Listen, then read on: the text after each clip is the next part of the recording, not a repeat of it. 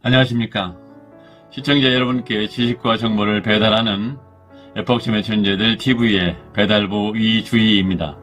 오늘은 당신은 보수인가 진보인가 라는 제목으로 동영상을 만들었습니다. 함께 공부하는 시간이 되시기 바랍니다. 동영상의 목차를 보겠습니다. 첫 번째 문제의 제기, 이어서 두 번째 보수와 진보의 의, 세 번째 보수와 진보의 차이, 네 번째 당신은 보수인가 진보인가, 다섯 번째 마무리 순으로 진행을 하겠습니다. 제1장 문제의 제기입니다. 누군가 당신은 보수주의자인가 진보주의자인가 라고 물으면 나는 보수도 아니고 진보도 아니다 라고 대답하는 사람이 꽤 있습니다. 보수나 진보는 세상을 보는 세계관이기 때문에 자기 성향을 부인하는 것은 세계관이 존재하지 않는다는 결론이 나는데 이에 동의하십니까? 그래서 정치인들은 자기 성향에 걸맞는 정당을 선택해서 활동하며 유권자들은 자기 세계관에 부합되는 정당과 후보를 골라 투표하게 됩니다. 역사적으로 자유민주주의가 전체주의를 구축한 이후에 보수는 경제 이념으로 자본주의, 수정자본주의, 신자유주의적 이념을 구현하려고 노력하고, 진보는 90년대 말부터 보수주의자들은 안정을 추구하면서 시장의 자유를 보다 폭넓게 인정해야 한다는 생각으로 신자유주의를 유지하려는 상황입니다. 반면에 진보주의자들은 시장의 자유를 제한하고 규제를 강화하는 결단을 보여줌으로써 신자유주의를 비판하고 있습니다. 요즘 대통령 선거에 출마한 후보들이 소속 정당의 이념과는 동떨어지는 공약을 남발하기 때문에 그들의 정체성을 의심하게 만들고 후보에 대한 신뢰를 저버리는 경우가 있는 것 같습니다. 따라서 이 동영상은 보수와 진보를 가르는 전형적인 기준을 소개함으로써 대통령 후보를 선택하는데 참고가 되게 하면 물론이고 개개인이 자기 세계관을 형성하는데 도움을 주고자 합니다. 제2장 보수주의와 진보주의의 의의를 살펴보겠습니다. 보수와 진보의 구분은 정치적 차원에서 접근하는 것으로 지극히 상대적인 개념입니다. 보수주의는 기존 사회 체제의 안정적인 발전을 추구하는 정치 이념입니다. 반면에 진보주의는 기존 정치, 경제, 사회 체제에 대항하면서 개혁을 통해 새롭게 바꾸려는 정치 이념입니다. 일찍이 자본주의 체제의 문제점을 해소하기 위해서 국가가 시장경제에 대하여 적극적으로 개입했던 수정자본주의의 반성으로 부상한 경제 이념이 신자유주의입니다. 신자유주의는 정부가 시장의 자유를 최대한 인정하는 한편 정부의 규제를 최소화하는 보수의 정치 경제 이념입니다.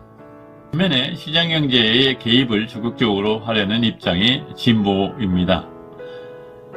다섯 번째, 진보는 후기 자본주의, 사회주의의 국가들에 의해서 채택되고 있는 정치 경제 이념들입니다. 제3장 보수와 진보의 차이입니다.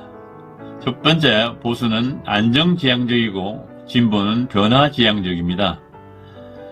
두 번째, 경제체제에 관련하여 보수는 시장의 자유를 지향하고 진보는 시장에 대한 정부의 적극적인 개입을 시도하는 입장입니다.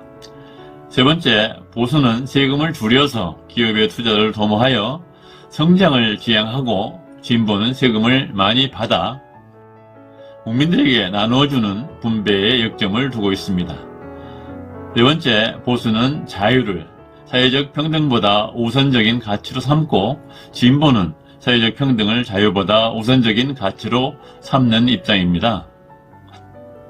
다섯 번째, 보수는 국민의 복지를 줄이는 대신에 기업의 성장을 도모하고 진보는 기업의 성장보다는 국민 개개인의 복지를 확대하는 데 역점을 둡니다.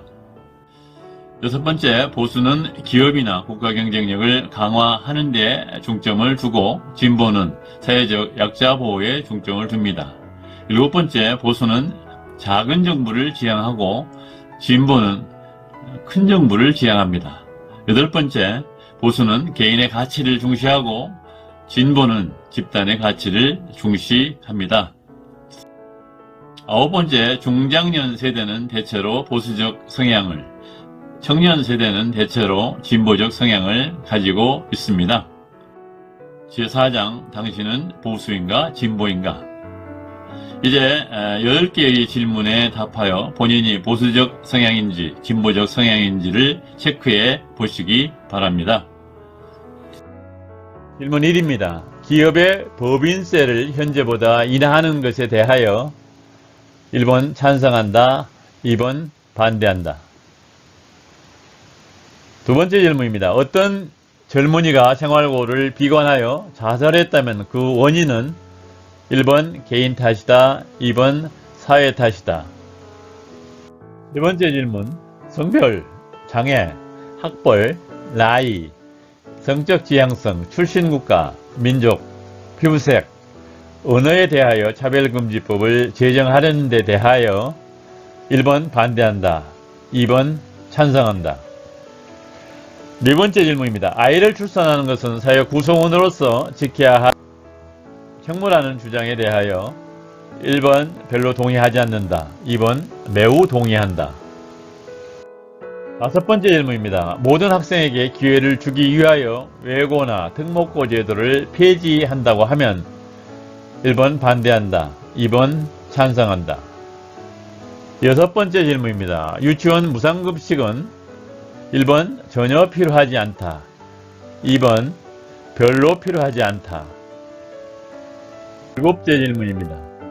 정부가 이메일과 인터넷을 통해 전파되는 정보에 대한 모니터링을 할 수 있는가? 1번 가능하면 정부가 통제를 하면 안 된다. 두 번째, 반드시 정부가 통제하여야 한다. 여덟 번째 질문. 정부가 세금을 현재보다 많이 받아내 복지를 확대하려는 정책에 대하여 1번 반대한다, 2번 찬성한다. 아홉 번째 질문입니다. 이혼은 1번 정당화 될 수 없다, 2번 얼마든지 정당화 될 수 있다. 열 번째 질문. 우리 국민들의 양극화 해소를 위하여 부자에게 증세하자는 주장에 대하여 1번 반대한다, 2번 찬성한다. 이상의 질문 10개 중 1의 6가지 이상을 응답하면 보수 성향이고 10개 질문 모두를 1로 응답했다면 극우 보수라 생각됩니다. 한편 2의 6가지 이상을 응답하면 진보 성향이고 10가지 모두를 2에 응답하면 극자 진보라고 생각됩니다. 10개의 질문 중 1과 2를 5가지씩 골랐다면 중도파라고 말할 수 있을 것입니다. 제5장 마무리하겠습니다. 지구촌의 자유민주주의 국가들은 수정자본주의를 포기하고 시장에 대한 정부의 규제를 완화하는 신자유주의에 입각한 정책을 개발하여 추진하고 있습니다. 그러나 보수는 선이고 진보는 악이라고 생각하거나 반대로 진보는 선이고 보수는 악이라고 생각해서는 안 됩니다. 또한 진보를 좌빨, 공산주의자라고 뭐라하거나 보수를 수구 꼴통이라고 폄하해서도 안 됩니다. 우리나라는 집권정당의 이념에 따라서 관여 정도가 상당 수준 차이가 나는 정책을 개발하여 추진하고 있습니다. 이번 대통령 선거에서 보수와 진보 정당의 후보 중에서 자기가 선호하는 공약과 신뢰감을 주는 후보를 선택해서 투표하는 것이 최선이라고 생각합니다. 그리고 그 선택의 결과로 초래된 부작용은 유권자가 감수해야 할 것입니다.